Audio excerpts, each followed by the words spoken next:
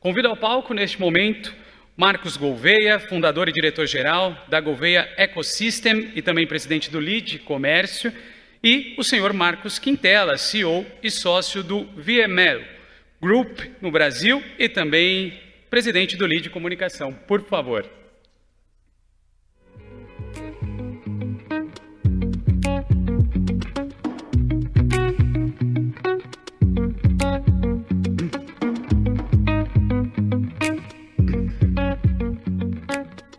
Damos início, então, palavra com os senhores, nossos moderadores. Fiquem à vontade. A história é o seguinte, agora nós vamos conhecer, vamos compartilhar aquilo que foi discutido nas 3 salas dos talks.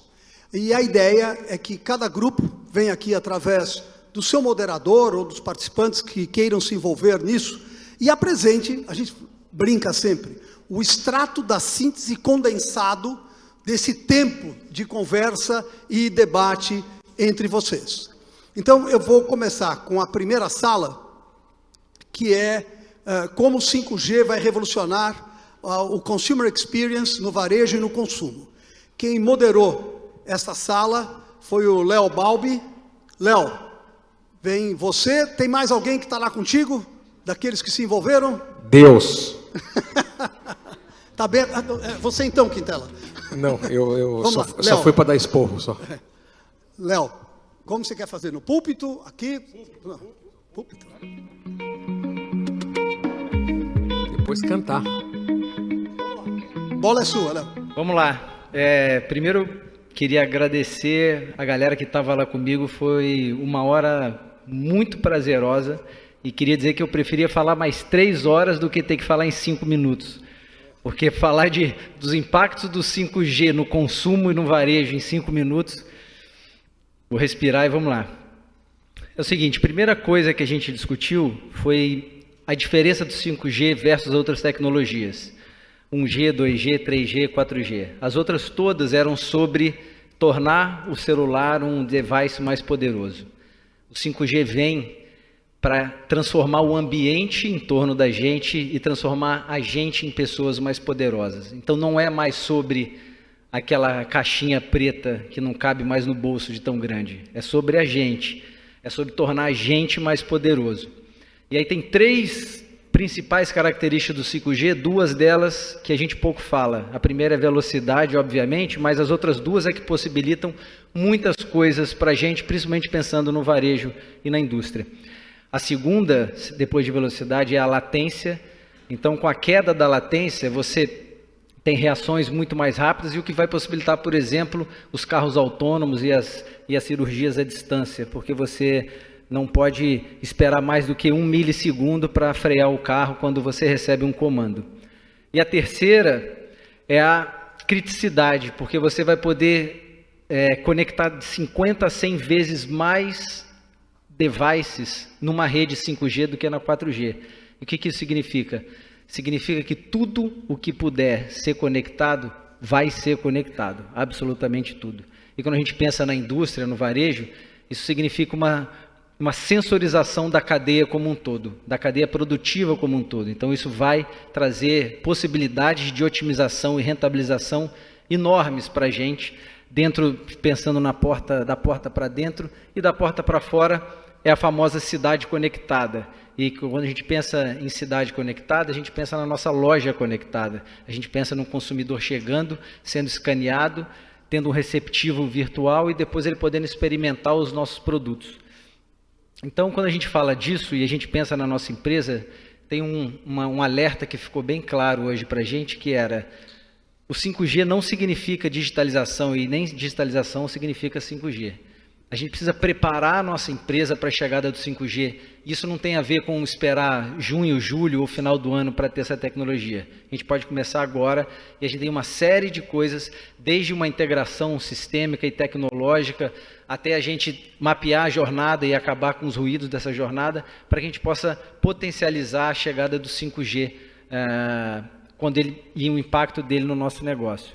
E aí, a partir disso, a gente falou um pouco do impacto no consumidor e no consumo, e uma frase que ficou bem marcada foi que O 5G vai fazer com que as lojas físicas elas se tornem mais transacionais, que a gente faça cada vez mais negócios e de forma mais fluida nas lojas. Eu acho que a gente pode esquecer daqui a um tempo grande parte da assistência física e a gente pode ter uma experiência virtual muito legal nas lojas, mas em compensação, o nosso e-commerce ele precisa ser cada vez mais inspiracional. A gente precisa que o e-commerce não seja só aquele jeito mais rápido de comprar uma mercadoria para ela chegar no mesmo dia ou no dia seguinte. A gente tem a possibilidade com o 5G de transformar o nosso gate virtual numa verdadeira experiência de marca e num pulo direto para a fase de consideração, se a gente pensar no funil de compra. Se a gente pula da awareness direto para a consideração, a gente está muito mais próximo da conversão e a gente pode fazer isso com mais qualidade. E aí, para terminar, quando a gente pensa nesse e-commerce mais inspirador, a gente falou de 3 coisas muito específicas, que são ferramentas do 5G.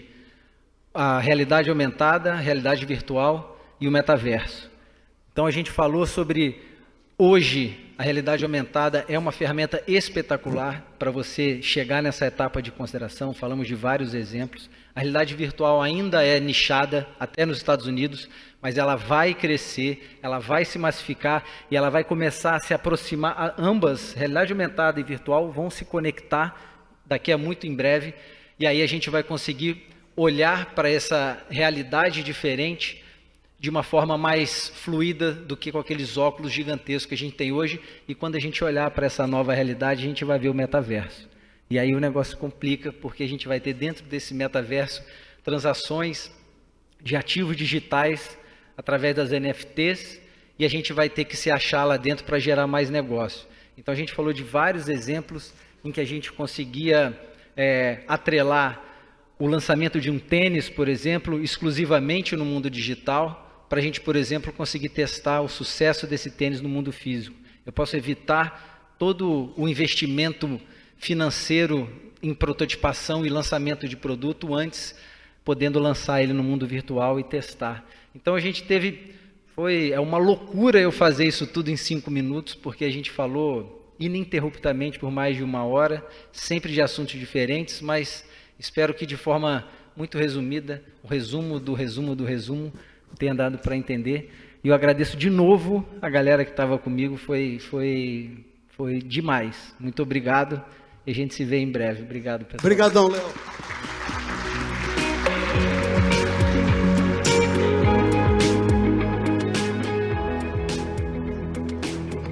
Bom, vamos ver agora as conclusões do segundo grupo, que foi aquele que falou sobre a tecnologia reconfigurada para promover a transformação no modelo Phygital. Quem moderou esse trabalho foi o Pedro Ivo e o Gisinei, e quem vai apresentar aqui? Pedro, por favor. O Gisinei também, por favor.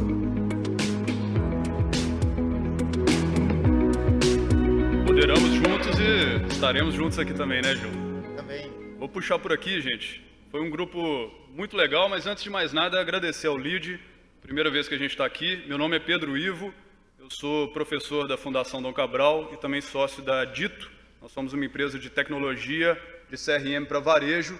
Atendemos algumas marcas como Track and Field, Chili Beans, Animale, Farm, e todas têm um desafio muito parecido, que foi o tema desse debate de hoje. Foi um grupo muito bacana, a gente teve participação de todos, foi mais exclusivo lá, com a beira-mar, visão da praia, né? Então foi muito agradável. E um ponto alguns pontos que a gente discutiu lá, para fazer a síntese do resumo da compilação aqui, segundo Marx, é que, de forma geral, o faturamento das marcas de varejo, agora no Q1 de 2022, aumentou e já está superior ao Q1 de 2021, Q1 de 2020, Q1 de 2019. Agora, o que diminuiu? O tráfego nas lojas físicas de forma geral. Nós até tivemos depoimentos lá sobre isso. O faturamento aumentou, o tráfego diminuiu. O que significa isso na prática? 3 coisas. Primeiro, o consumidor não está saindo de casa à toa. Ele está saindo de casa direcionado. Ele já sabe o que ele quer, ele está indo direto para a loja com um objetivo. Segundo, o vendedor está com mais tempo ocioso e ele precisa ter um outro papel agora dentro da loja. o papel de ir atrás dos seus clientes e não só ficar esperando o cliente chegar até a loja. E o terceiro ponto, o relacionamento humanizado do vendedor com o seu cliente gera a chamada lealdade ativa. A lealdade ativa, gente, é aquela que depende de uma experiência relevante do consumidor com a marca. É aquela que não depende de um artifício, que vem da palavra artificial, ou seja, um ponto, um desconto, um cashback. É uma relação legítima da marca com o seu cliente. É diferente da fidelidade reativa, a lealdade ativa. Enfim, vou deixar o restante do tempo aqui, essas minhas breves contribuições aqui da síntese do resumo da compilação. Gil. Obrigado, Ivo. Boa tarde a todos, muito obrigado pelo momento para conversar com vocês. O papel da nossa conversa de moderação lá na sala para tecnologia reconfigurada. Em complemento ao Ivo, a gente quer trazer 2 pontos aqui importantes aqui. Primeiro, é que o papel das lojas físicas, que a gente vem trabalhando há tanto tempo, mudou e mudou radicalmente, inclusive durante a própria pandemia, quando a gente aprendeu a vender com porta fechada. E isso mudou a tecnologia.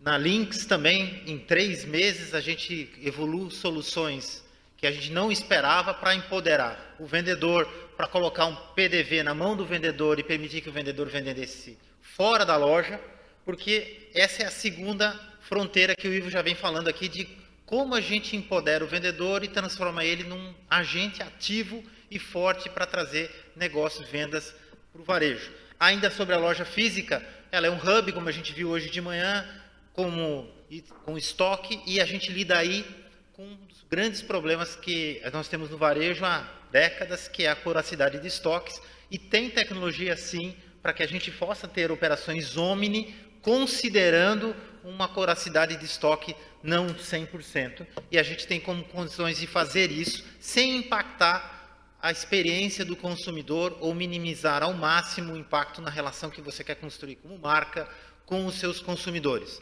Então, loja física como um hub, ele é front, ele é presença, ele impacta o e-commerce, ele permite uma logística e reduz custo de frete num país continental como o nosso. O papel do vendedor na loja física, e a tecnologia precisa suportar isso, para a gente sempre falava que o vendedor tinha ociosidade. Agora, mais do que isso, você precisa usar esse tempo para que ele esteja ativo dentro das suas campanhas, que ele esteja ativo como fazendo ações, desde a venda condicional, que a gente conhece muito em moda, até ações que você possa fazer para construir a relação com o seu cliente durante uma obra, como o Juliano sempre me contou aqui, o Juliano da Telenorte, que um cliente que faz uma reforma, uma obra, vai 20 vezes a uma loja para comprar material para sua obra. Como é que a gente acompanha essa jornada e como é que a gente usa a inteligência? E aí, conectando com o tema de CRM, onde a Dito tem muita força também, a questão de conhecer o cliente. A gente viu hoje de manhã, não basta conectar, relacionar e encantar. Para fazer isso, precisa conhecer o seu consumidor. Para conhecer, precisa buscar muitos dados e unir os dados do físico e do digital para conseguir construir essa jornada junto com os clientes. Muito bom, muito grato.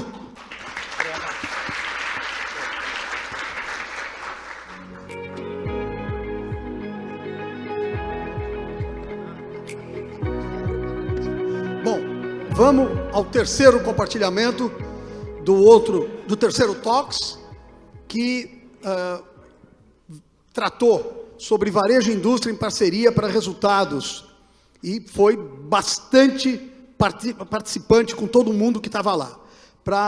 Quem moderou esse trabalho foi o Sérgio Leme, vice-presidente de Logística e Expansão da Via, antiga Via Varejo. Sérgio, por favor.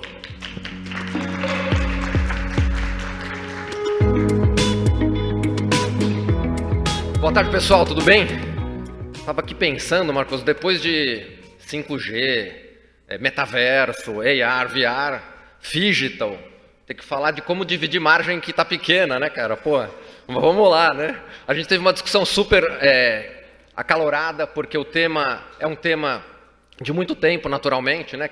Eu estou no varejo há 3 anos e tive 15 anos na indústria, então os colegas da indústria que me perdoem, mas como 3 anos no varejo equivalem a 15 na indústria, então eu estou 0 a 0 já, tive dos 2 lados. para ver o que está por trás, quando a gente fala de plano de negócios combinado, o que significa. Edu, super obrigado aqui, porque o Edu da Gouveia fez um trabalho excelente aqui de dar uma resumida. A gente começou falando do seguinte, pessoal, um pouco da... E não teve unanimidade, tá? Deixa eu já dizer isso, não tem unanimidade desse assunto, né? Acho que é um assunto milenar, dá para dizer aqui. E ele está em constante evolução. Então a gente vê, de certa forma, essas fases evolutivas aqui, né? Da pura queda de braço, que não termina, né? Não é que ela passa da primeira para a segunda fase e a primeira acaba, não. Elas vão se combinando por uma fase colaborativa muito focada talvez 2 décadas atrás, né, dá início a uma onda muito grande que a tecnologia permite também de planejamento de vendas, por uma terceira fase mais atual, onde você tem várias fronteiras de colaboração, e a gente posso falar um pouco mais no final também, eu acho que quando a gente coloca então marketplace na jogada, e o papel que isso, e a eliminação de fronteiras que isso causa, né, por um lado, e por outro lado, a possibilidade de monetização de muito valor que está criado através de uso de dados, né, por exemplo, venda de ads para um parceiro para um seller do marketplace, acho que a gente começa a ver uma outra fronteira de futuro.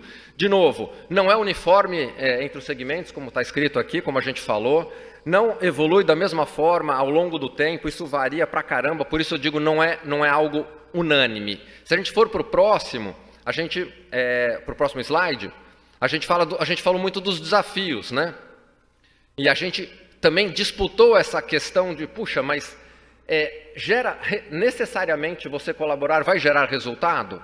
Acho que em geral a gente conclui que sim, mas não é uma verdade absoluta, né? A gente falou das diferenças, onde a gente muitas vezes a gente faz referência aos exemplos, quando a gente imagina um Joint Business Plan, a gente imagina grandes varejistas, grandes indústrias, grandes negócios, e a gente tem todo um outro mundo dos pequenos, né, que estão também buscando o seu espaço, que tem uma composição na formação de margem, né, tanto do lado da indústria, né, do mix de cauda longa, como no varejo, o mix dos menores fornecedores, que compõem essa equação. Então, realmente é uma cadeia bem complexa. A gente, uma das conclusões que o grupo tirou é a necessidade de muito pragmatismo na colaboração.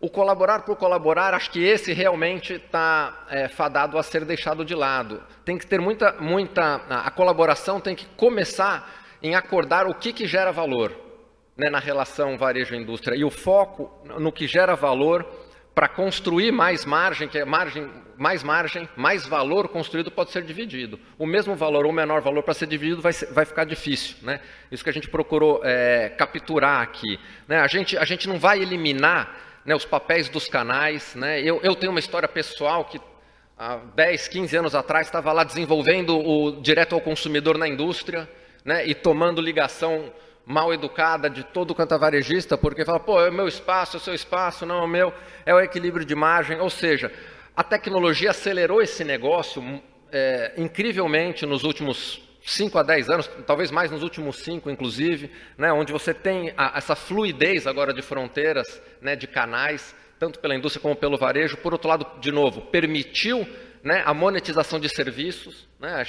Eu estou num varejista e num setor, no geral, também os outros players, onde você consegue monetizar as suas fortalezas, seja oferta de crediário as a service, logística como serviço, então você também abre outras possibilidades, né? Mas o importante é encontrar um caminho que permita a geração de valor, e esse caminho tem que ser encontrado em combinação.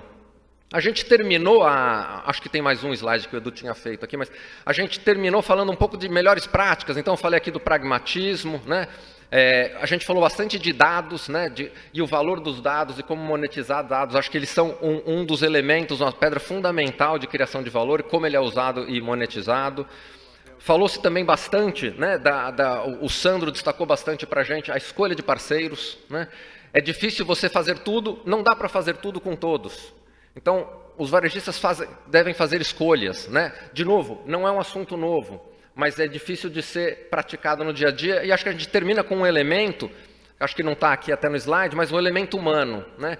Porque a colaboração e a qualidade da colaboração, ela só existe na prática, levada na ponta, por um indivíduo. No nosso caso aqui no varejo, um comprador que está imbuído do espírito de encontrar o espaço de criação de valor e contribua para isso e dê perenidade nesse assunto. Então, de novo, não é um assunto tão sexy e glamouroso como os outros, mas um assunto que está no coração da saúde financeira, né, e do entendimento do consumidor e do comprador, tanto pelo cliente no varejo como pela indústria. Sérgio, gratíssimo. Uma salva de palmas para o Sérgio.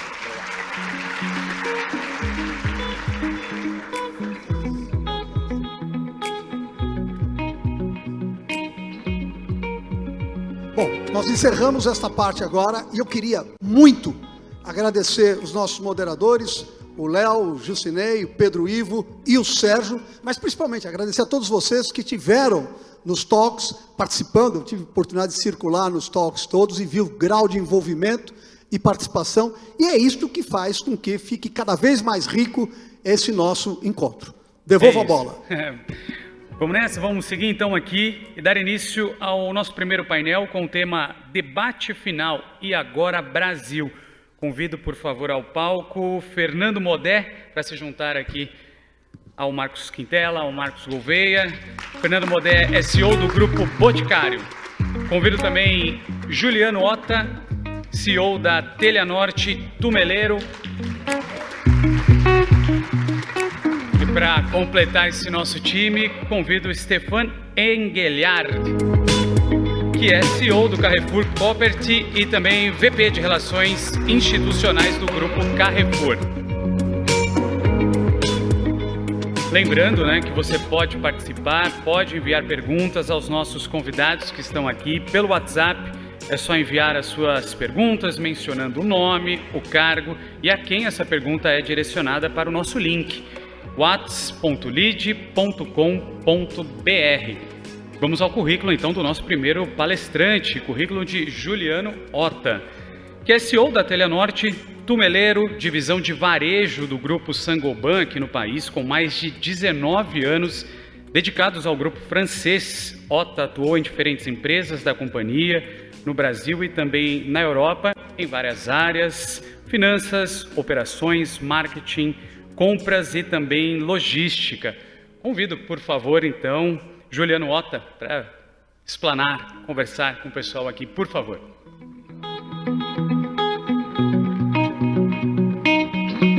Boa tarde a todos. Obrigado, Marcos Quintela, Marcos Gouveia, mais uma vez aqui presente no LID, é um prazer. Nossa, essa luz aqui é forte pra caramba, eu não estou enxergando ninguém, viu? Se puder dar uma baixadinha, ajuda aqui. Eu trouxe uma colinha. Bom, eu acho que é difícil, né, essa pergunta, né? E agora, Brasil, né? Eu tenho quase vontade de falar assim, e agora, Brasil, né? Por favor. Vamos fazer um lead talks aqui, né? Deixar eles falarem mais do que eu vou falar. Mas eu decidi aqui, né, quando eu estava pensando o que eu ia falar aqui inicialmente, que vai ser bastante curto, eu decidi fazer como a gente faz nas empresas, né? Vamos priorizar, porque tem tanto desafio que se a gente se dispersar, a gente vai ficar aqui o dia inteiro e certamente está todo mundo já querendo aproveitar o coquetel e o jantar. Eu queria dividir então em 3 partes, né? A primeira delas, eu queria chamar de produtividade / empregabilidade / educação.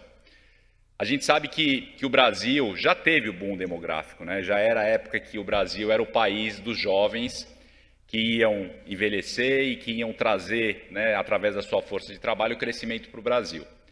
Nos últimos 20 a 30 anos, aquele crescimento, né, que não foi nada maravilhoso como a gente previa que ia ser, ele veio basicamente desse boom demográfico. A gente não percebeu porque o crescimento ele foi fraco, ele não foi forte. E uma pequena parte foi da produtividade. O Brasil aí, né, em média, na última década, nos últimos 30, 40 anos, ele cresceu 25% no PIB per capita, que é a principal medida de produtividade. A gente olha países como os nossos vizinhos aqui, talvez o Chile, que é a maior expressão, ele multiplicou por 3. Né? Se a gente vai um pouco mais longe, que é um grande exemplo de educação, que é a Coreia do Sul, multiplicou por mais de 5. Então, o boom demográfico está para trás. Então, o que a gente precisa para crescer? E a gente, o varejo, a comunicação, o marketing, para os próximos anos? Produtividade. Não tem mais a força, né, dos jovens empurrando, a gente tem que se basear na produtividade. Aí mais um dado, né? Produtividade é a gente trabalhando bem. Quando a gente olha a população hoje, idade de trabalho, a gente tem dos 212 milhões de brasileiros, a gente tem aproximadamente 180 milhões que poderiam estar trabalhando, contribuindo e produzindo para o Brasil crescer. A gente tem apenas 50 milhões que trabalham e contribuem. A gente tem mais uns 30 que trabalham, mas que não contribuem, ou seja, dos 170, 180 milhões, a gente tem apenas 80 milhões que produzem. Isso já é um dado que destoa totalmente dos países desenvolvidos. Então, a gente não tem gente suficiente trabalhando. E aí, quando a gente olha como a gente trabalha, aí vem o maior problema que a gente enfrenta no varejo, que é a questão da produtividade de fato, que a gente chama nas empresas. Produtividade é produzir, conseguir fazer mais com menos e fazer bem. Aí a gente tem alguns dados que são realmente alarmantes, né? Quando a gente olha a educação, que é a porta de entrada para a empregabilidade, o Brasil está sempre entre os piores nos testes de matemática, que dá o raciocínio lógico para a gente ser eficiente. E quando a gente fala de português, que dá um pouco da visão crítica, para a gente inclusive eleger bem os políticos, a gente está entre os piores. E o que é pior de tudo, né? A gente fala, não tem dinheiro suficiente. O Brasil é o país que mais gasta em educação na América do Sul. E é o segundo pior da América do Sul nesses testes. Isso daí é um dado que eu não conhecia há pouco tempo atrás, eu fiquei impressionado. Não precisa nem comparar com a Coreia do Sul. Compara só com os países da América do Sul, que a gente já fica em penúltimo lugar. É impressionante. Como que a gente quer que as pessoas vão trabalhar como primeiro emprego no varejo bem, se a gente não consegue fazer conta, não consegue fazer percentagem, não consegue ter uma visão crítica. E aí, se tivesse uma bala de prata, logicamente, educação básica é um baita de um desafio, precisa de um plano plurianual, que a gente precisa ter um desprendimento do poder, aí entra toda a questão da reforma política, né, e também renovação dos nossos políticos, mas eu acho que se tivesse uma bala de prata para a gente atacar, e para o varejo seria muito bom, é a questão do ensino profissionalizante. O ensino profissionalizante é o que permite, né, as pessoas entrarem, mesmo com uma educação básica mais fraca, fazerem alguma coisa de útil no mercado de trabalho. Então, a gente pegar pelo menos aqueles 80 milhões de pessoas, que eles possam trabalhar melhor, ou trazer um pouco mais dessas 90 milhões de pessoas que estão fora, que têm idade para trabalhar aqui. A educação profissionalizante ela faz isso, e ajudaria muito o varejo. No Brasil, somente 10 a 11% dos estudantes de ensino médio estão na educação profissionalizante. Nos países da OCDE, a minha colinha diz aqui que é 48%.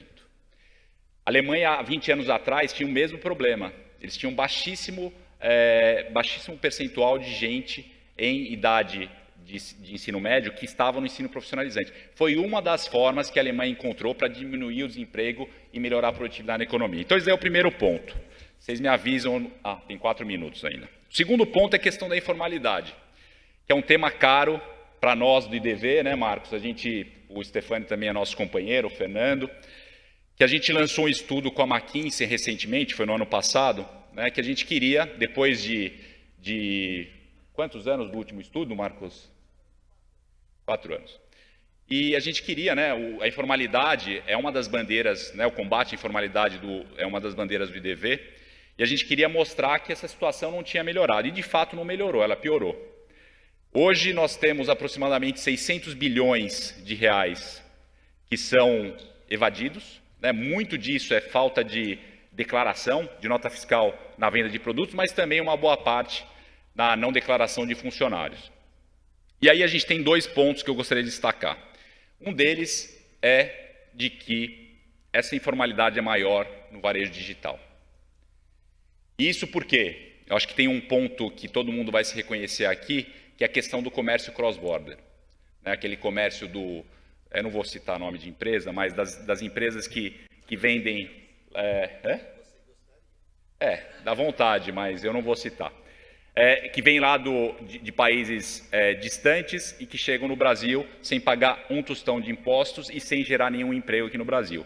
Não sei se vocês sabiam, mas o percentual de mercadorias que são verificadas na entrada através dos Correios no Brasil, ela é muito menos do que 1% das mercadorias, ou seja, mais de 99% das mercadorias que chegam de fora, e a gente não sabe em que condições que foram fabricadas ou comercializadas lá, chegam no Brasil sem imposto. Isso é uma concorrência desleal, então a primeira medida a gente precisa combater esse comércio cross-border. Uma das formas que foi levantada no estudo é fazer com que os agentes logísticos eles sejam os responsáveis pela taxação e pela cobrança dos impostos. Porque se for deixar totalmente fragmentado, é impossível a cobrança. O outro ponto é, o nosso sistema de impostos, além de custar muito dinheiro para as nossas empresas para pagar, o Brasil é o país que exige mais pessoas para pagar imposto no mundo, de longe. Além disso, é um sistema injusto, em primeiro lugar, porque é um sistema baseado no consumo. Então, nós que temos uma situação privilegiada, pagamos a mesma coisa que a pessoa que ganha menos do que um salário mínimo, porque é um sistema baseado, na grande maioria, no consumo, e nos países desenvolvidos é muito baseado na renda, no patrimônio, né, e nos ganhos. Mas é um sistema também arcaico, porque a economia digital não é aquela economia que tinha antigamente, que tudo passava pelas fronteiras, pelos caminhões e pelas grandes empresas através dos corredores rodoviários do Brasil, né? Como diz o nosso amigo Flávio Rocha, do IDV, hoje não é mais economia da matéria, do átomo, né? Hoje é economia do byte e do bit. E os nossos impostos, o ICMS principalmente, ele não né? Os controles não são suficientes para controlar essas mercadorias que estão aí, que também eu vou citar de novo o Flávio, nos camelódromos digitais da vida, né? Então a gente recebe, os nossos filhos compram coisas e muitas vezes eles chegam sem nota fiscal e nada é feito. Uma das formas que a gente gostaria de pedir para os próximos governantes é que tenha um controle maior através das plataformas e que os sellers sejam taxados, ou até mesmo as plataformas recolham em nome dos sellers. E eu vou terminar aqui com o último ponto, que é ligado a esse último aqui que eu falei, que é a questão da simplificação. E para representar a simplificação, eu acho que nada melhor do que a reforma tributária. E a reforma tributária, realmente, ela precisa ter dois principais objetivos. Ser mais justa, como eu falei, não mais onerar através do consumo. Lógico, sempre vai ter um imposto sobre o consumo, mas não pode ser 2/3 como é hoje, tem que ser 1/3, e 2/3 tem que ser sobre o patrimônio, sobre o ganho, para taxar realmente os mais ricos, o que é muito mais justo. E a outra coisa é ampliar a base de recolhimento. A gente está cansado, como varejista, de sofrer uma concorrência que não é uma concorrência que a gente sabe jogar o varejo formal, que é a concorrência de quem não paga imposto. Então, a gente precisa criar mecanismos de controle e a gente precisa criar impostos mais modernos para que isso aconteça. Bom, acho que era isso, Marcos. Obrigado.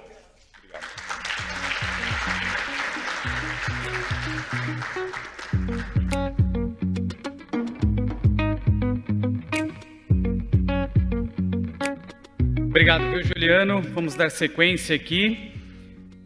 Vamos falar um pouquinho agora sobre o nosso próximo palestrante, Fernando Modé, CEO do Grupo Boticário desde março de 2021. Ingressou na empresa em 1999 na área jurídica e ocupou diversas posições até se tornar vice-presidente corporativo em 2015, liderando atividades relacionadas às finanças, jurídico, estratégia, TI, entre tantas outras. Por favor, com a palavra, Fernando Modé.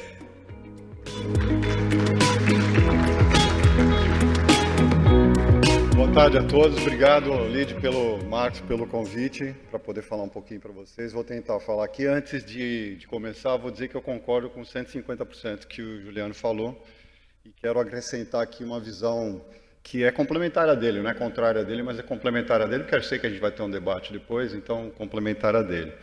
Olhando aqui o E Agora Brasil, talvez a gente, um pouquinho inspirado no Boticário, que está fazendo 45 anos semana que vem, talvez a gente pudesse refrasear isso um pouco, E Agora Brasileiros.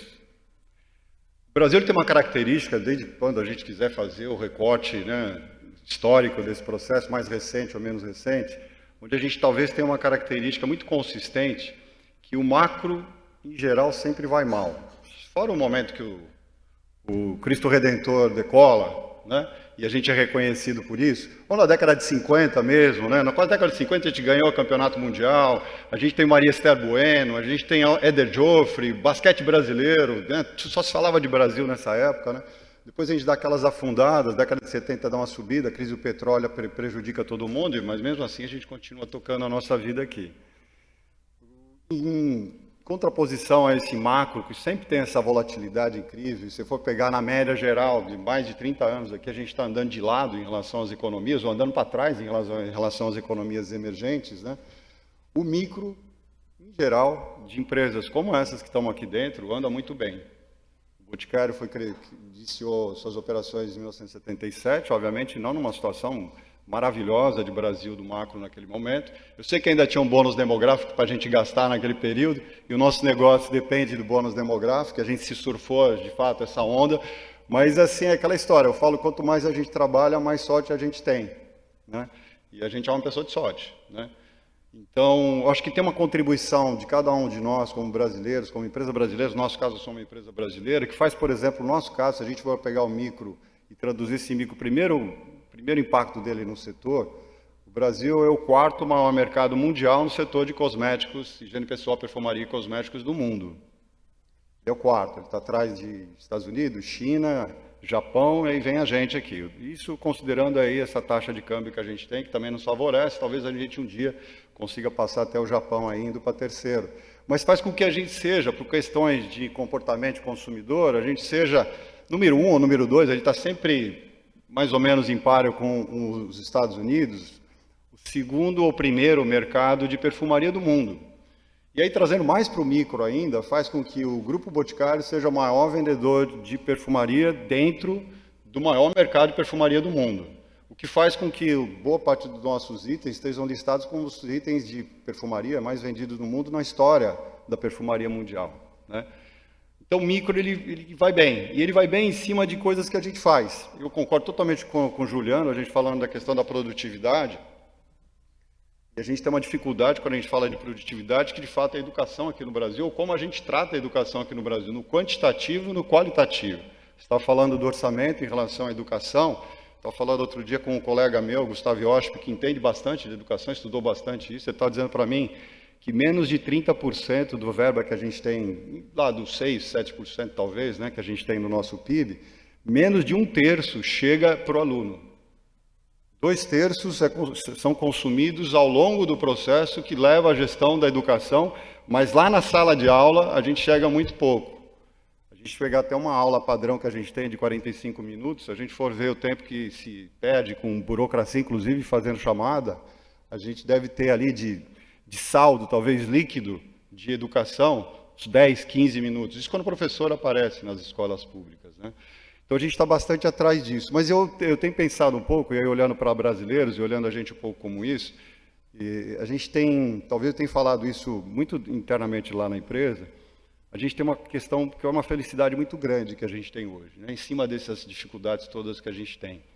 A gente, por exemplo, nesse campo técnico, né, que o Juliano colocou aqui, principalmente quando se olha coisas voltadas a mais à tecnologia, como foi o papo que a gente teve aqui um pouco antes, a gente vê que tem uma demanda incrível, muito grande, por profissionais de tecnologia. Eu sei que esses profissionais de tecnologia dependem de uma educação básica mínima para poderem se tornarem profissionais de educação, de tecnologia, mas a gente tem uma possibilidade histórica muito grande. Existe uma demanda de mercado muito alta para isso. Só para ter uma ideia, no Grupo Boticário, nesse período de pandemia que a gente passou aí, estamos terminando ainda, a gente colocou para dentro só em tecnologia de informação mais de 1.500 profissionais, né? E tem outras vagas abertas.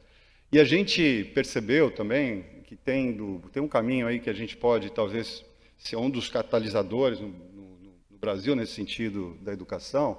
A gente tem um programa que a gente tem hoje feito, que me orgulha muito, da gente estar formando este ano 1.000 profissionais de renda baixíssima, em geral, população negra, é o que a gente busca, aqueles mais necessitados, mais em situações de vulnerabilidade, com profissionais de tecnologia de informação. Porque, do outro lado, eu absorvo, ou outras empresas, a gente tem absorvido 40%, 30% desse pessoal, mas outras empresas igualmente se interessam nisso. Então, eu acho que, talvez respondendo a pergunta aqui, colocando o debate no outro eixo também, né, o que a gente pode fazer pelo Brasil como brasileiros, né? Então, e agora, brasileiros, o que a gente pode fazer com isso, né? E termino aqui a minha fala para a gente poder debater um pouco. Obrigado pela atenção, pessoal.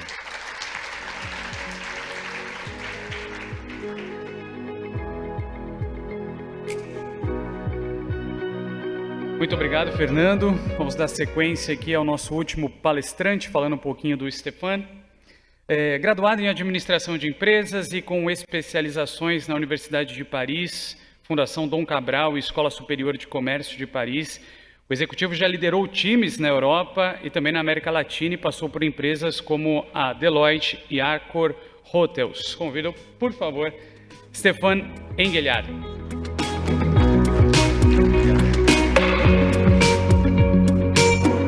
Boa tarde a todos. Queria agradecer ao Lid pelo convite, a querida série, os Marcos. Eu vou começar a minha fala com história de sucesso. A gente critica muito o Brasil, eu sou brasileiro também, eu me tornei brasileiro, foi uma opção minha, inclusive.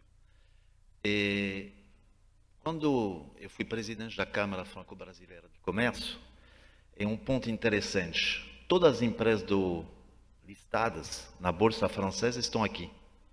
Todas elas são histórias de sucesso. Maior parte delas, são a maior contribuição em termos de vendas e de resultado nas empresas delas.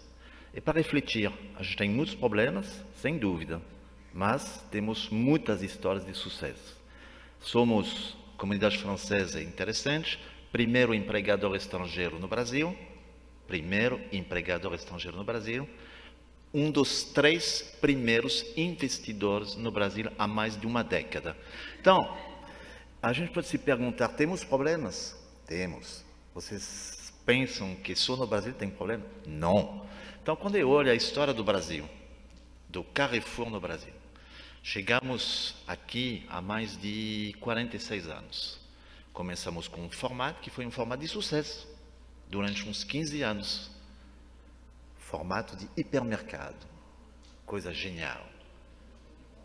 Parte de alimentos, parte de não alimentos, debaixo de um mesmo teto. Que coisa incrível, não? Fomos copiados, bem copiados. O professor foi ultrapassado pelos regionais, pelos novos entrantes no Brasil. Se perdeu em momentos, mas sempre teve a oportunidade de se reconstruir aqui no Brasil. E sempre contribuindo de uma forma significativa também para a sociedade. Então, eu penso um pouco, nós somos uma exceção? Não. Eu vejo os campeões brasileiros, e a gente tem alguns deles aqui, será que eles têm sorte? Não. Eles se adaptaram, eles lutaram, conseguiram. É isso. Então nós temos, de novo, umas questões de curto prazo, sem dúvida. Para mim quando eu olho o título da fala, eu penso, tem questões realmente de curto prazo, mas tem questões estruturais que a gente tem que resolver também. Então, se eu olho, essa pandemia mudou o jogo, definitivamente. Então, a gente olha esses 2 anos para o varejo de alimentos, foi realmente, primeiro ano extraordinário, segundo ano bem difícil. Por que o primeiro foi extraordinário? Porque simplesmente todo o comércio estava fechado. Então é muito fácil competir quando não tem concorrência. É basicamente isso que aconteceu no varejo de alimentos. Muito bem, a vida é assim. A gente fez um ano 2020 extraordinário. 2021 chega, aí o jogo muda. O que acontece? Inflação. Por que inflação? Porque teve uma questão de alimentos, de safras que não foram boas no Brasil, tem a questão da pandemia, que aumentou o custo dos produtos, e isso criou essa inflação que a gente está vivendo hoje. Para nós, é um problema? É um problema. Por que é um problema? Porque tem poder aquisitivo dos brasileiros. Então, hoje, só para vocês entenderem, em 2021, nós diminuímos os volumes que a gente vendeu nas nossas lojas.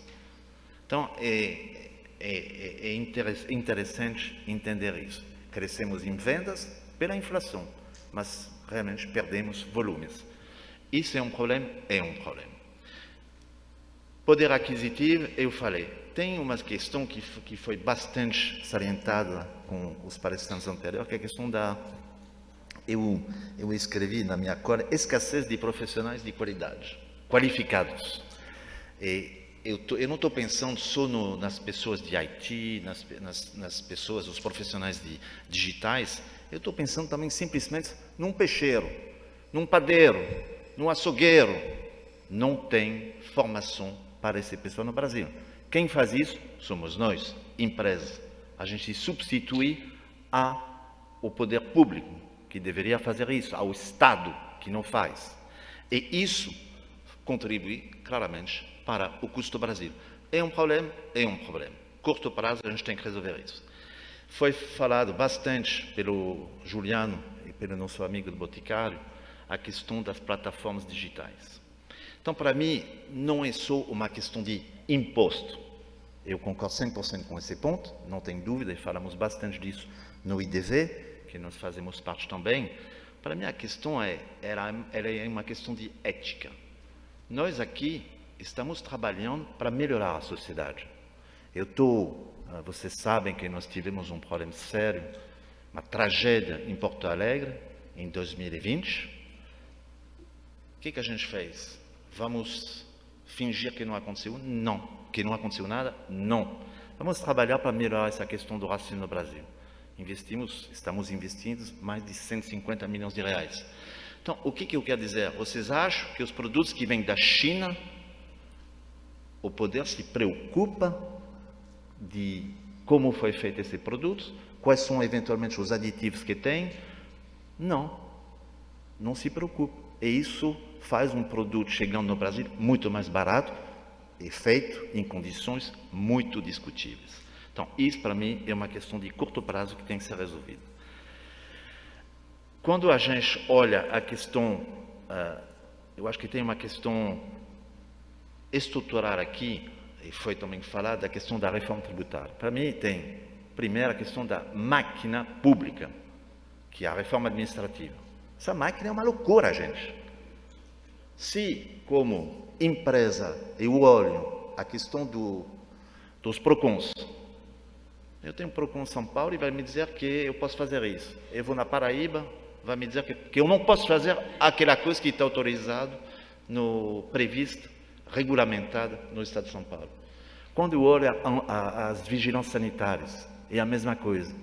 Tem praças que eu posso fazer carne moída, um exemplo, sei que vocês adoram carne moída, e tem estados, municípios que não podem. A gente tem 3 níveis, uma camada federal, uma camada estadual e uma camada municipal, que muitas vezes não se conversam.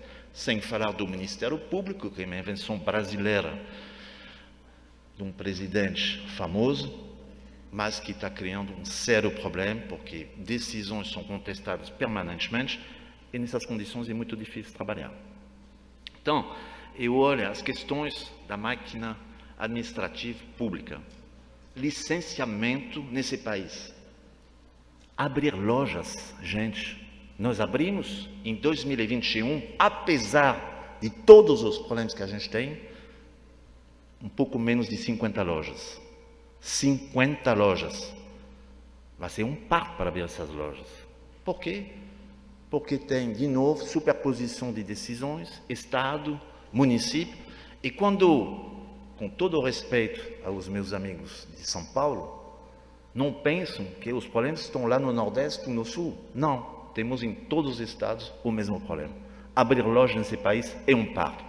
Numa capital, num grande estado brasileiro, nós queremos abrir 150 lojas express, que são as lojas de conveniência, e não conseguem, porque a classificação do risco é tal que demora mais de 6 meses para abrir a loja. Eu tenho que alugar essa loja já. 6 meses, inviabiliza totalmente. Número de empregos, 3.500. Temos um problema. Então, eu acho que deveríamos trabalhar definitivamente para sensibilizar no momento de eleições de governadores e da presidência da República, nossos políticos, sobre essas questões. Eu acho que a hora chegou de ser mais enfáticos. Nós, empresas, nós não assumimos as nossas responsabilidades durante muito tempo nesse país. Eu acho que a hora chegou de assumir as nossas responsabilidades. Não é outro que vai fazer. Não sei mais quem falou isso, mas eu acho que era sempre, não, eles vão fazer. Não, nós temos que ser protagonistas nesse negócio. Nós não podemos ficar atrás. Então, gente, eu não vou falar da deficiência das infraestruturas, vocês sabem isso muito melhor do que eu. Mais ou menos 30% dos grãos nesse país se perdem nas estradas. Para chegar a Manaus, que é uma capital importante industrial, para chegar a alimentos, gente, precisa de 6 dias de São Paulo. 6 dias. Vocês podem imaginar uma cenoura, um tomate. Ainda bem que nós temos uma missão de desenvolver produtos locais e que isso não acontece mais, mas é uma loucura. A gente tem que refletir sobre isso. A questão da informalidade, eu vejo que eu tenho ainda 5 minutos, mas o Marcos já está... A questão da informalidade é um problema sério. A gente compete com empresas com um setor totalmente que não trabalha com as mesmas regras do jogo, e isso é um problema. Enfim, por fim, temos oportunidades. Eu acho que isso, de novo, eu queria reforçar essa ideia de as oportunidades são grandes dentro das dificuldades. Quando eu olho o Grupo Carrefour, em 2021, fizemos a aquisição do número 3 de varejo alimentar, o Grupo Big, que era o ex-Walmart no Brasil. Isso é uma oportunidade. Isso é crescer num momento difícil. Então, eu acho que a gente tem, sim, muitas coisas para fazer, muitas oportunidades à nossa frente. Eu acho que esse momento mais complicado ajuda a gente também nas nossas organizações a transformar essas organizações. Nós não temos escolhas, é isso que a gente está fazendo. E o mais importante de tudo, eu vou finalizar um pouco antes, é ter propósito claro. Foi muito falado de manhã, eu acho que isso é fundamental. O Grupo Carrefour é um varejista de alimentos, de novo, que foi precursor, que foi um inovador, uns 60 anos quando ele nasceu na França, com esse formato que eu falei, que é o hipermercado, se perdeu em determinados momentos, todo mundo provavelmente abandonou em certos momentos de frequentar as lojas Carrefour, certamente. Só que com propósito a gente constrói coisas sólidas. Nós temos um propósito muito claro hoje que tem a ver com a qualidade de alimentos, a democratização de alimentos de qualidade, ou seja, oferecer produtos de qualidade a um preço justo para todos.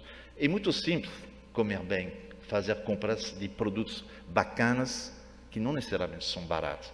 Se a gente for do Santa Luzia, que eu respeito muito, aí a gente tem, só que isso não é muito na linha de democratizar. Então, nós estamos realmente com esse propósito. Eu acho que isso faz muita diferença. Então, de novo, eu acho que com esses elementos muito claros, nós podemos mudar, sim, as coisas, e nós precisamos ser protagonistas nesse ano eleitoral de 2022. Obrigado.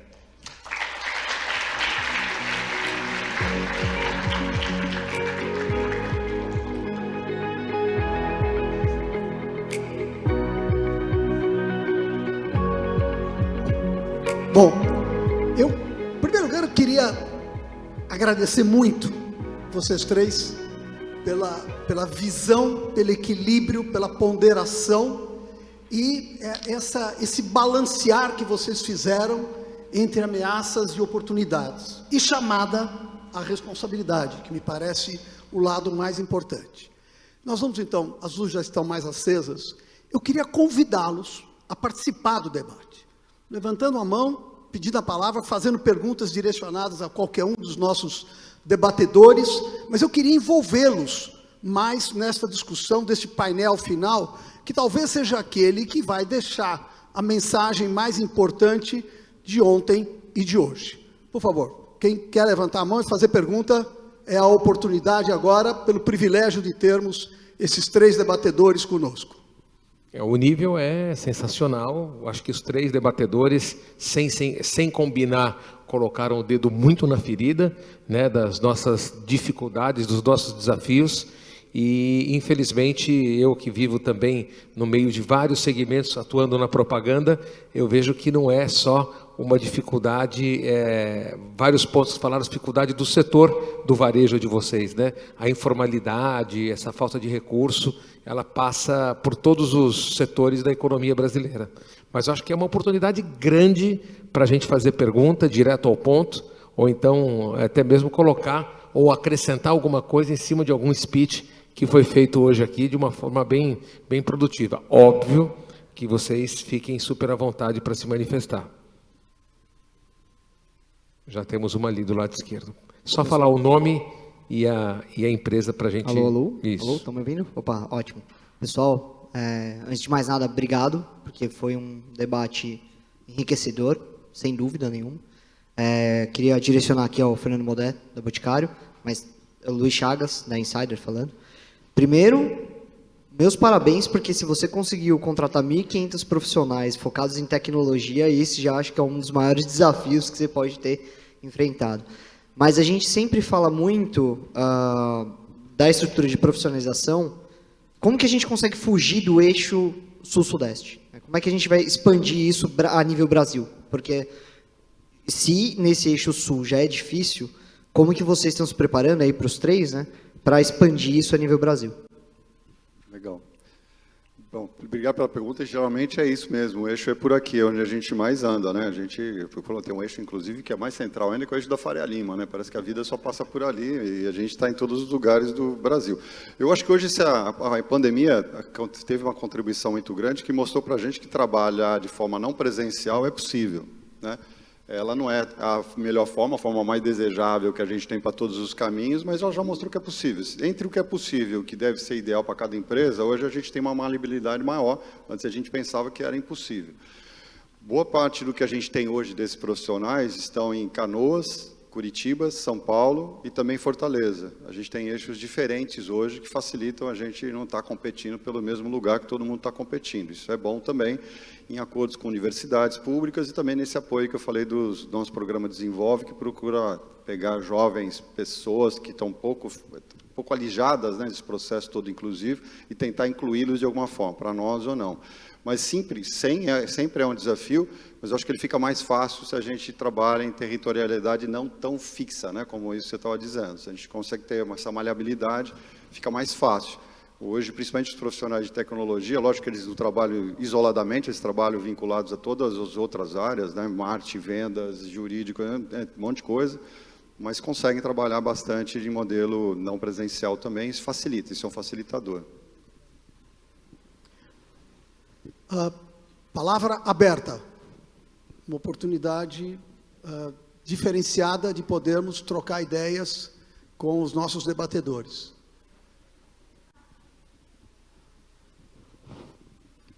Bom, então eu queria fazer uma pergunta. Manda.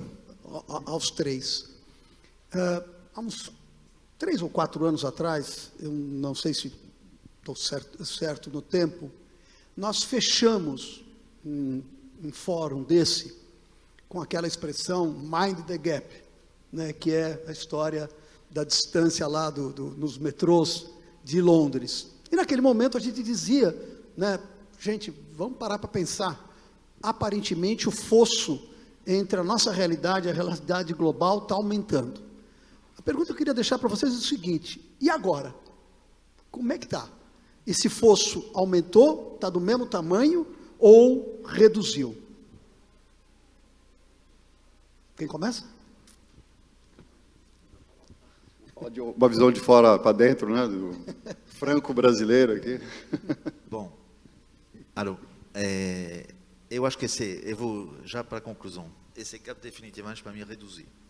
Eu acho que o que aconteceu esses últimos pouco, a pandemia acelerou essa transformação sem dúvida, mas esse movimento já vinha. E a pandemia só fez ele se precipitar, ou seja, acontecer com mais velocidade. Eu vejo as empresas hoje totalmente com uma agenda digital, uma agenda de propósito, de ESG.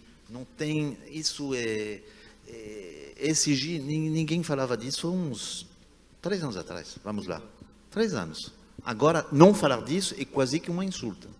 Então, se você, por exemplo, eu vou dar um exemplo, a gente é uma empresa listada aqui no Brasil, também.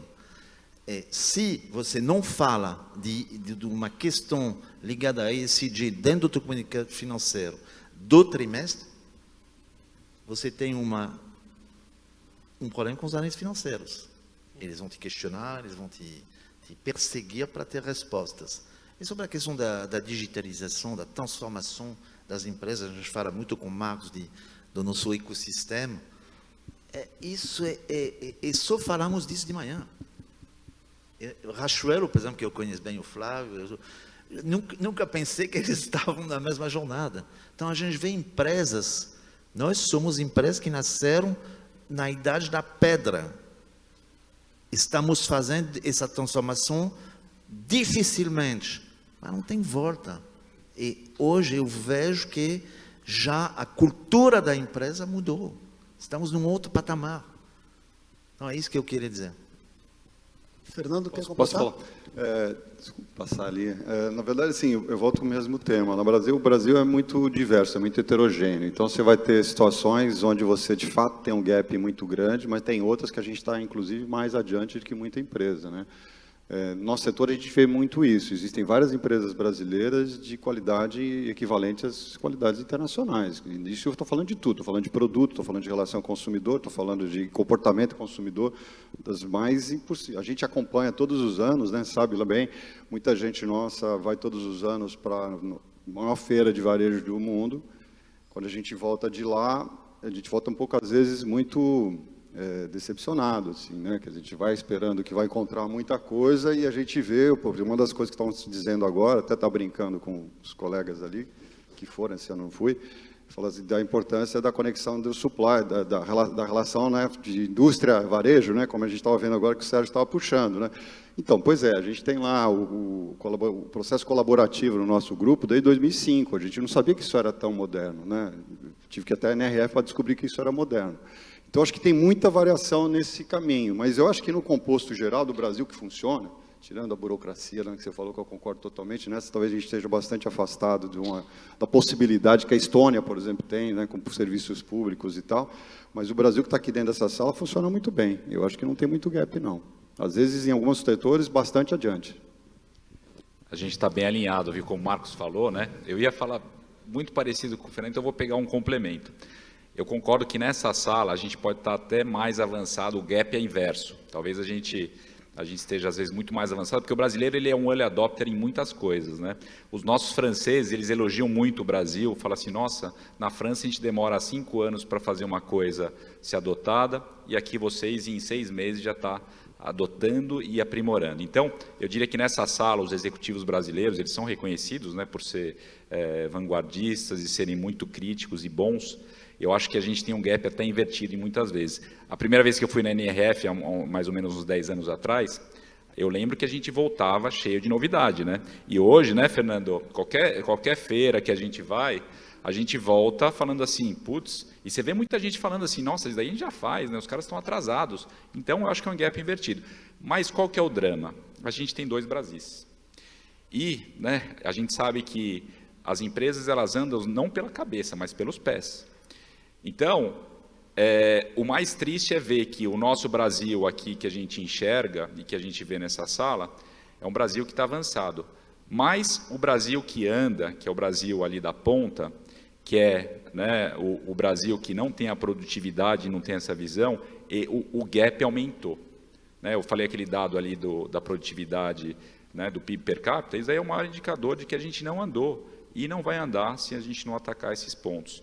Então, o Brasil real, o Brasil que corresponde a 98% das pessoas, ele está muito mais atrasado do que há 5, 10 anos atrás, infelizmente. Queria aproveitar que está com o microfone e fazer uma perguntinha. É uma perguntinha que sempre, nas rodas dos amigos, sempre ficam essa coisa do pós-pandemia, principalmente na construção civil, nos materiais de construção. A gente percebeu que logo na largada da pandemia, quando todo mundo percebeu que era para valer, que era para ficar em casa, tal, houve aquela agonia e aquela pressa do consumo das reformas de casa, apartamentos, tal. E ao mesmo tempo houve o desespero dos executivos, né, da parte comercial profissional, para os escritórios estarem se esvaziando, né, entregando laje, esse tipo de coisa. E aí o que aconteceu? Um consumo exacerbado de material de construção e, ao mesmo tempo, a falta de vários insumos. Então, isso teve uma conexão direta com o aumento de preço, com a escassez de oferta e demanda.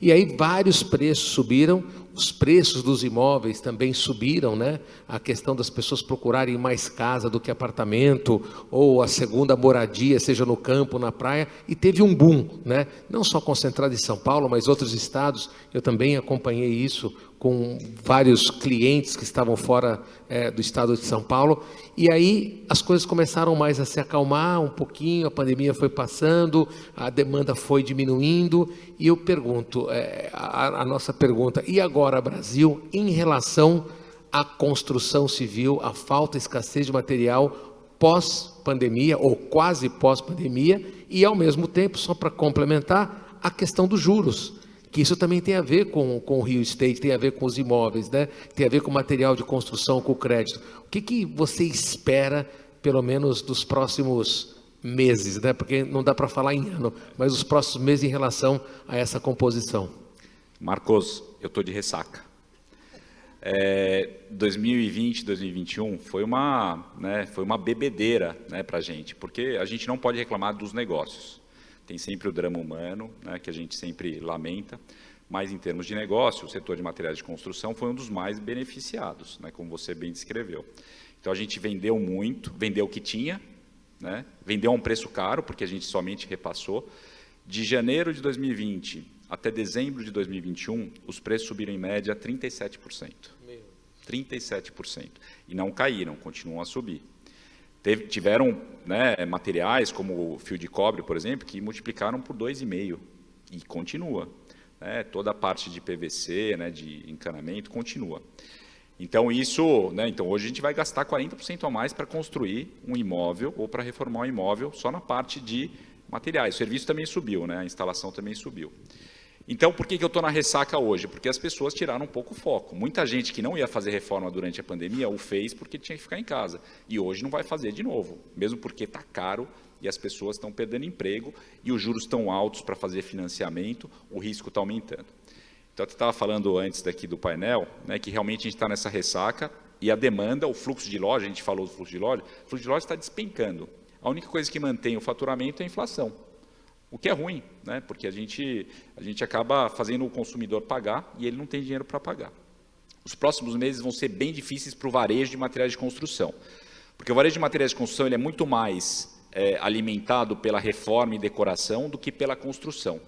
A construção ela está com uma dinâmica muito boa, então muitos prédios estão sendo construídos, teve um número de lançamentos muito grande, casas estão sendo construídas e só vai chegar para a gente em 2023. Então, ano de 2022 muito difícil.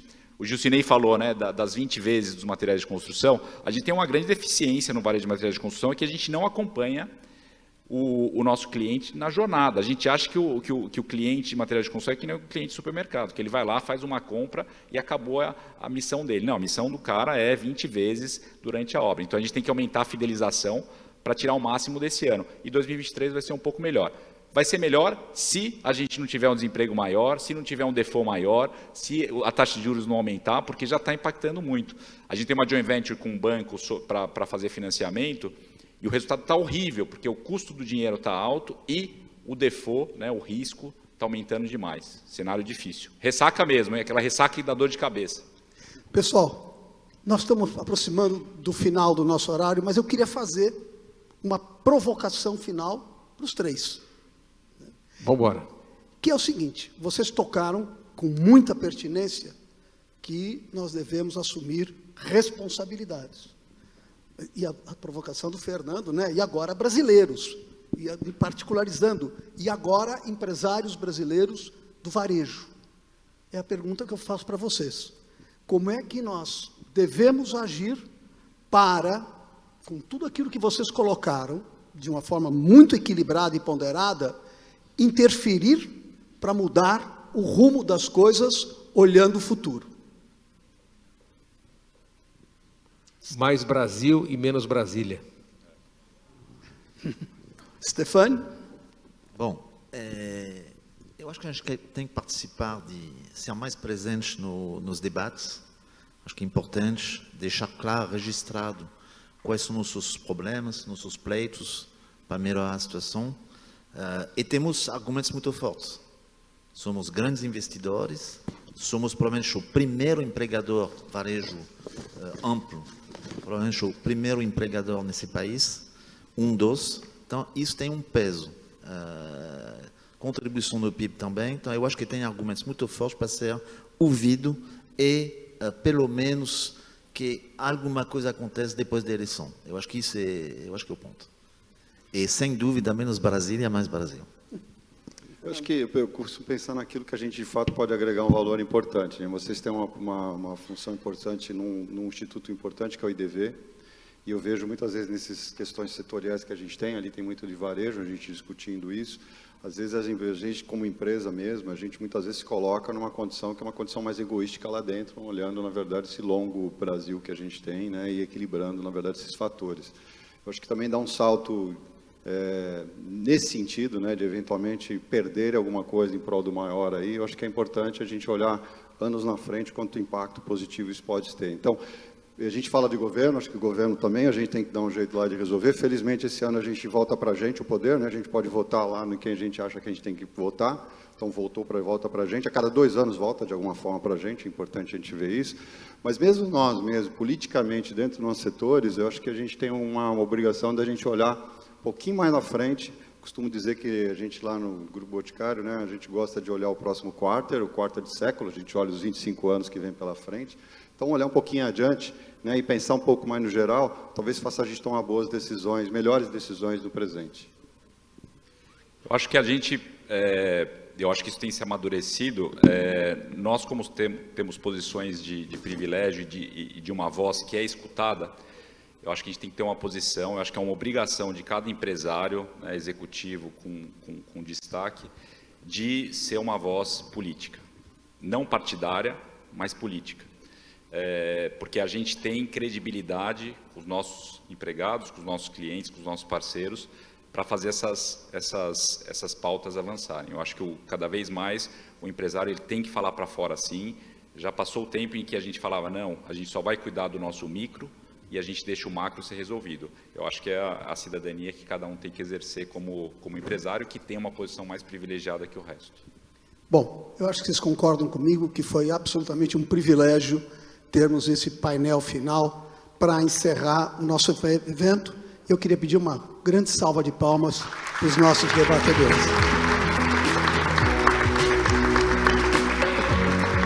Eu só queria pedir um pouquinho só mais, porque esse evento tem uma tradição.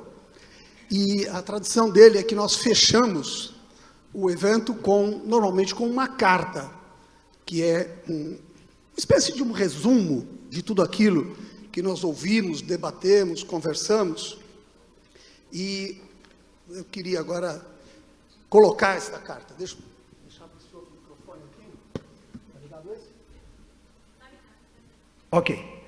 Então, essa é a carta de fechamento do 10º Fórum, e depois eu passo para o Quintela complementar. Acho que podia, talvez, parafrasear o Barack Obama, quando ele falava, yes, we can. E nós talvez devêssemos dizer, o varejo pode mais.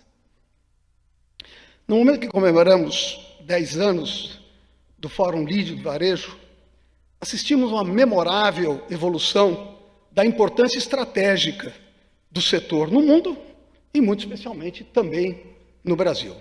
E tudo tem a ver com o fato que a transformação na sociedade e na economia ampliou o protagonismo do varejo em muitos aspectos, em especial na sociedade e na própria economia. A transformação digital, precipitada pela expansão e relevância da tecnologia, exacerbou a competitividade nos negócios, ampliando a oferta de produtos e serviços e colocando tudo, absolutamente tudo, ao alcance de um clique. Mas não vamos nos esquecer, ao alcance de um clique para quem pode, e era o ponto que o Juliano destacava. Se isso empoderou o homem de consumidor cidadão, o epicentro de todo esse processo transformacional, também empoderou o varejo, que ouve, conversa, interage e entende de forma constante e permanente esse consumidor digital e empoderado. Daí o crescimento da importância do setor, que pode ser medida naquilo que nós comentamos hoje de manhã, no fato de que o comércio varejo, além de ser o maior empregador privado do país, e o Stefani lembrava disto agora há pouco, ele teve a sua participação no PIB expandida de 19% do PIB em 2002 para 28% do PIB em 2021. Só como referência, nos Estados Unidos, o varejo representa 27% do PIB, que é o percentual que nós tínhamos em 2019, pré-pandemia. Essa é uma das razões pelas quais no Brasil, os varejistas, antes tradicionais, como Magalu, Americanas, Via, Riachuelo, Renner, Arezzo, Carrefour, Boticário e outros, Telhanorte e outros, tornaram-se também protagonistas na evolução do mercado, liderando a transformação de seus próprios modelos para serem ecossistemas de negócios. Processo em franca e rápida evolução, inspirados pelos exemplos que vieram da China, como Alibaba, Tencent, JD e muitos outros. A partir do conhecimento e dessa interação constante com os consumidores, fator crítico na realidade atual e futura, e usando modelos avançados de inteligência competitiva digital, os ecossistemas podem expandir para outras categorias, formatos, canais, marcas e modelos, incluindo cada vez mais serviços e soluções, ampliando sua participação no total dos dispêndios dos consumidores e fazendo crescer ainda mais a sua importância como setor econômico. Isso significa que a atual participação do comércio e do varejo no PIB poderá continuar a crescer nos próximos anos, de forma irreversível, à medida que se amplia o número de novos entrantes no setor e exponenciando a competitividade, que foi dito aqui, é crescente. Essa é uma das razões pelas quais a indústria avança nos seus negócios para também atuar no varejo, como é o caso da Nestlé, com Nespresso, Nescafé, BRF, com Mercato, JBS com Swift, Unilever com as lavanderias Omo, P&G, Apple, Motorola com as suas lojas Conceito e inúmeras marcas de consumo atuando diretamente em conexão com o consumidor final através dos marketplaces do varejo tradicional. E nós falamos isso exatamente hoje cedo no debate com o Magalu. Esse varejo tradicional se reconfigura em ecossistemas de negócios e as plataformas exponenciais, como a Amazon, para atender essa demanda e, principalmente, essa oportunidade que se criou. Todos absolutamente conscientes que essa proximidade e constância de relacionamento e entendimento do pensar e desejar do consumidor, em tempo real, tornou-se fator crítico no cenário de negócios presente e futuro. Mas, se de um lado, a importância estratégica e econômica do varejo deve ser celebrada, e estamos fazendo um pouco disso, de outro lado é preciso lembrar que privilégios acarretam responsabilidades. Eu acho que vocês colocaram isso muito bem. E uma delas é de atuar de forma decisiva para minorar as desigualdades, especialmente no Brasil, os tais 98% versus os 2%. Como bem lembrou o Eduardo Lira na abertura ontem aqui entre nós, o Brasil não é pobre, o Brasil é injusto. E nenhum setor tem tanta proximidade e conhecimento dessa realidade do que o varejo. Quanto tanto se fala e discute ESG, DEI e outros conceitos que trazem uma nova consciência para a responsabilidade social e empresarial, é tempo do varejo abraçar, de forma mais decisiva, a causa da redução da desigualdade e da vulnerabilidade, integrando seus fornecedores de produtos e serviços, como foi mostrado aqui na iniciativa da Nestlé com o Gerando Falcões, para ser, além de protagonista na área econômica e financeira, cada vez mais relevante nos temas sociais.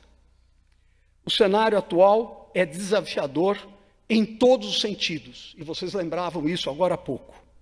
Do drama da guerra global, com seus impactos espalhando pelo mundo, a frustração e preocupante polarização política que nós vivemos aqui no Brasil, somado ao fato que nós temos 12 milhões de desempregados e mais uma queda real de renda de 9,7% no último ano, temos à frente razões para nos preocuparmos, mas principalmente nos mobilizarmos para fazer parte da solução e não parte do problema. Conhecer, entender, dialogar e poder acessar o omniconsumidor cidadão em tempo real, no mundo físico e no digital, traz para o varejo essa responsabilidade que não pode e não deve ser ignorada. E foi essa a mensagem inicial do nosso evento, ontem, quando começamos, e que seja também essa a mensagem final e que fique cada um de nós com esta responsabilidade que devemos assumir. Obrigado a todos vocês.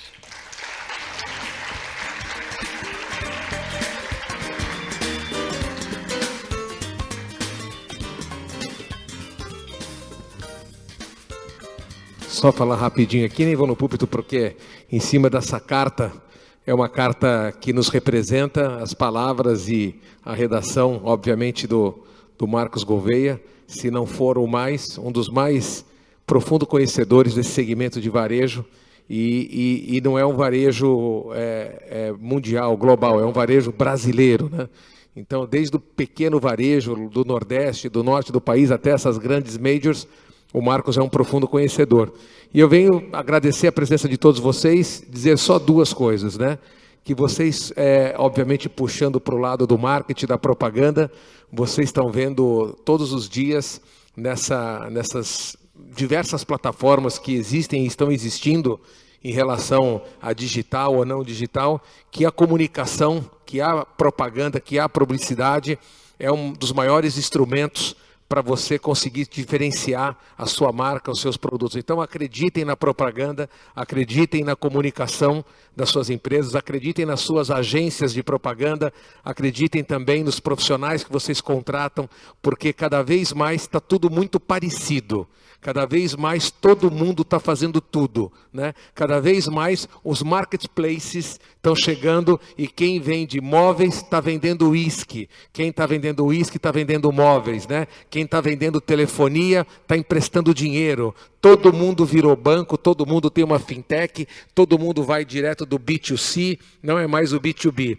E o que vai separar esse joio do trigo é a comunicação, é a publicidade, é a maneira de você se comunicar. Ou melhor, que é o meu recado para vocês, é como vocês vão iluminar a marca de vocês, como vocês vão iluminar o produto de vocês. Isso existem profissionais de propaganda, de marketing, que são os especialistas em fazer isso. E eu acho que o maior exemplo, pelo menos desse ano, que a gente vai ter em relação à propaganda, em relação a marketing, ou então a comunicação, é o que está acontecendo nessa guerra, né? Entre Rússia e Ucrânia. Aliás, não é entre eles, é só da Rússia para a Ucrânia, onde você vê um cara que já foi da KGB, que tem um poderio militar excepcional, que tem uma reserva financeira vinda principalmente do petróleo, com todo o armamento, perder.